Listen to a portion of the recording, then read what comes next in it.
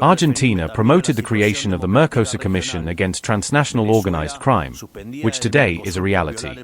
Within this framework, I also want to refer to the regional democratic situation.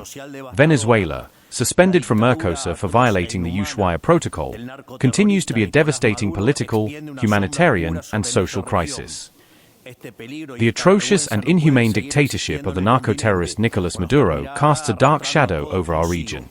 This danger and this shame cannot continue to exist on the continent, or it will end up dragging us all down with it.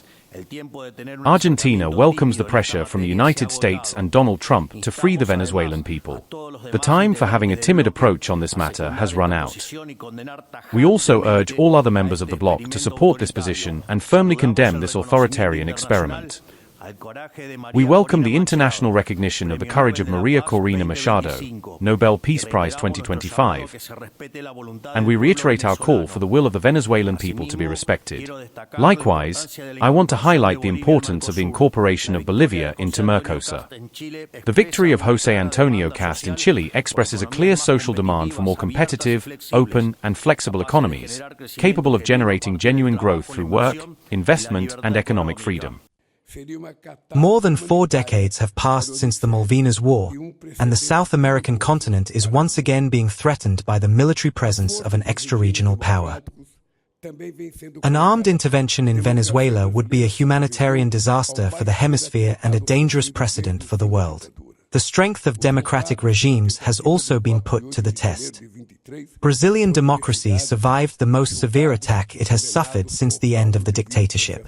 Those responsible for the attempted coup of the 8th of January, 2023 were investigated, tried and convicted in accordance with due legal process. For the first time in its history, Brazil settled accounts with the past.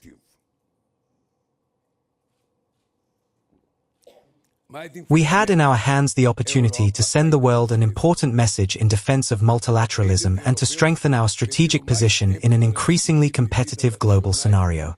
However, unfortunately, Europe has not yet made a decision. European leaders asked for more time to discuss additional agricultural protection measures. Yesterday, I received a letter from the presidents of the European Commission and the European Council in which both expressed their expectation of seeing the agreement approved in January.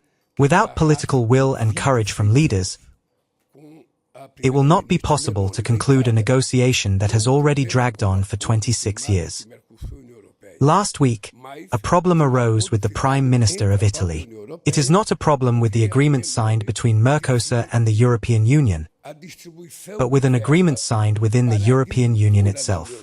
Because Meloni, Prime Minister of Italy, said that the distribution of funds for agriculture in the European Union was harming Italy and, therefore, she had a problem with agricultural producers, which meant she could not sign the agreement at that time. So I had a conversation with her by telephone. She said verbatim that at the beginning of January, she would be ready to sign. If she is ready to sign, only France would be missing. This semester we began discussions to expand the agreement with India, resumed attempts with Canada and moved forward in negotiations with the United Arab Emirates. We adopted frameworks to negotiate a strategic partnership with Japan and a tariff preference agreement with Vietnam. In the region, we expect to move quickly in negotiating an agreement with Panama. We also need to update agreements with other South American countries, such as Colombia and Ecuador.